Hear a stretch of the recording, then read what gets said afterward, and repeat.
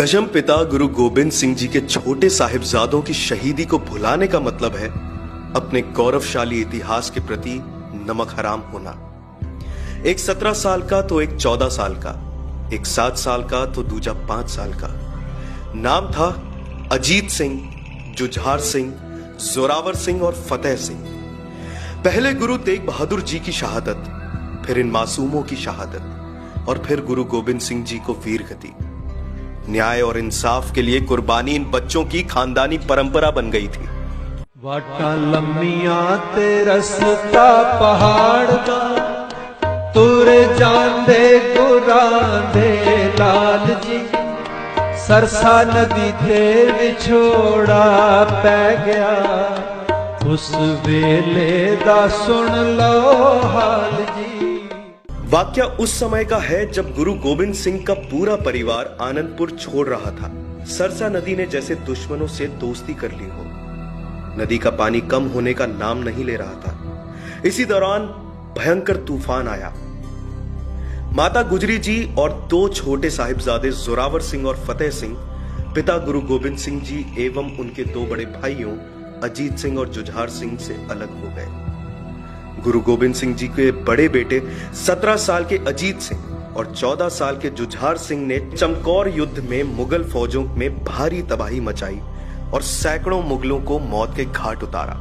लेकिन 10 लाख मुगलिया फौजों के सामने दोनों साहिबजादा धर्म की रक्षा करते करते शहीद हो गए। दोनों पुत्रों की शहादत पर पिता गुरु गोबिंद सिंह जी के मुख से निकला, मेरा मुझ में कुछ नहीं,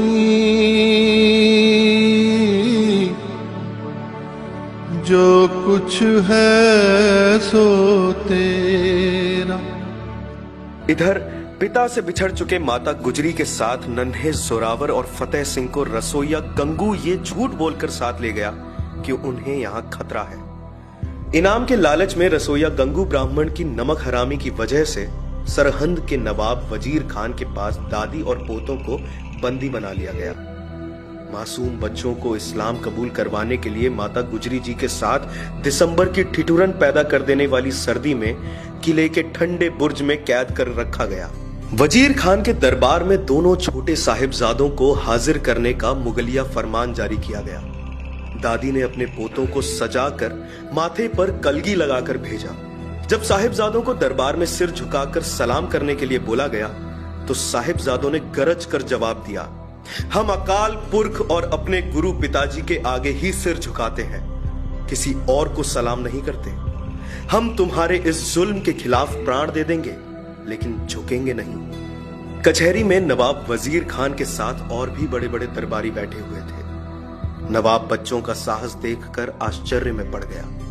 मुगलिया फरमान बच्चों को सुनाया गया, मुसलमान बनना स्वीकार नहीं करोगे तो तुम्हारे शरीर के टुकड़े करके सड़कों पर लटका दिए जाएंगे ताकि भविष्य में कोई सिख बनने का साहस ना कर सके। बच्चों का सर ऊंचा था। उन्होंने गरजते हुए जवाब दिया, हमें सिक्खी जान से अधिक प्यारी है। दुनिया का कोई भी लालच व भय हमें सिक्खी से नहीं गिरा सकता। हम इस्लाम धर्म कभी भी स्वीकार नहीं करेंगे। छोटी उम्र में इस जवाब की वजीर खान ने कल्पना तक नहीं की थी। नवाब ने दोनों साहिबजादों को दीवारों में चिनवाने का आदेश जारी कर दिया। दीवारें चिनवाई जा रही थी। भरभराई आंखें लिए आदेश के गुलाम कंपकपे हाथों से एक एक ईंट रख रहे थे। नन्हों पर बरपने वाले इस कहर की गवाह बनी सरहंद की दीवारें कांप रही थीं, लेकिन बालकों के चेहरे पर कोई शिकन नहीं। होठों की मुस्कान ये बता रही थी जैसे उन्होंने मौत से यारी कर ली हो। जब दीवार फतेह सिंह के सिर के पास आई तब उनसे बड़े भाई जोरावर सिंह ने कहा, आज शहीद होते हुए मुझे खुशी हो रही है, लेकिन मुझे दुख इस बात का है कि मैं फतेह सिंह से बड़ा हूं और शहीद मेरे से पहले मेरा छोटा भाई फतेह सिंह हो रहा है। छोटे भाई फतेह सिंह ने बड़े भाई को यह कहकर सांत्वना दी, चिंता ताकि कीजिए जो अनहोनी होए, ई मारक संसार में नानक थिर नहीं कोई। काश एक चमत्कार हो जाता। हर किसी की नजरों में उम्मीद की चाहत साफ दिख रही थी, लेकिन निष्ठुर होनी को कुछ और ही मंजूर था। आखिरी ईंट जैसे ही रखी गई, शेर दिल मासूमों के जयकारों की गूंज सुनाई दी। वाहे गुरु जी का खालसा, वाहे गुरु जी की फतेह। वजीर खान के अंदर दहशत का आलम इस कदर हावी था कि कुछ समय बाद उसने फिर से ईंटें हटवाने का आदेश दिया ताकि जान जाने के डर से बच्चों का मन बदल जाए। लेकिन मासूम अडिग थे, सांसें अपने अंतिम पड़ाव पर थीं। अलविदा कहने का वक्त आ गया था। पोतों ने अपनी प्यारी दादी को याद किया। वेला आ गया है दादी जुदाई दा, असा आज मुड़ के औड़ा नहीं। ईंटों को वैसे ही रख दिया गया। माहौल क्रोध से भर चुका था। खेलने कूदने की उम्र में छोटे साहिबजादे शहीद हो गए थे। मासूम साहिबजादों की शहीदी की खबर से माता गुजरी जी सन्न रह गईं। जीने की लालसा अब नहीं रही। उन्होंने अपनी आंखों में अपने पोतों की आखिरी बार छवि बसाई। धैर्य के साथ माता ने अरदास की एवं अपने प्राण त्याग दिए। साहिबजादों का बलिदान जितना बड़ा था, उससे भी ज्यादा उन्हें उनके अंतिम संस्कार के समय इज्जत बख्शी गई। जुल्मी वजीर खान ने शर्त रखी कि अगर छोटे साहिबजादों तथा माता गुजरी जी का अंतिम संस्कार करना है तो जितनी जमीन चाहिए उस पर सोने की खड़ी मोहरें बिछा दी जाएं।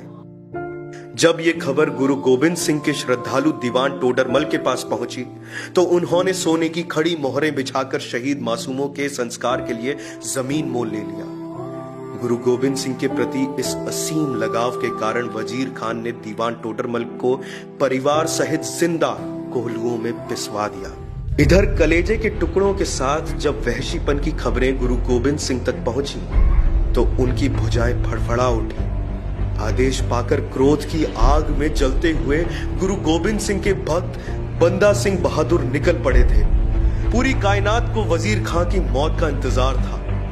वजीर खान को घसीटते हुए बंदा ने हाथी के पैर से बांधा और तब तक उस कायर को घसीटते रहे जब तक कि उसके प्राण नहीं उड़ गए। चारों साहिबजादों की शहादत के बाद भी गुरु गोविंद सिंह जी विचलित नहीं हुए। उनके मुख से यही निकला, इन पुत्रन शीश पर वार दिए सूत चार मुए तो क्या हुआ, जीवत कई हजार। ऐसे वीर सपूतों को नेटरिक न्यूज का कोटि कोटि सलाम।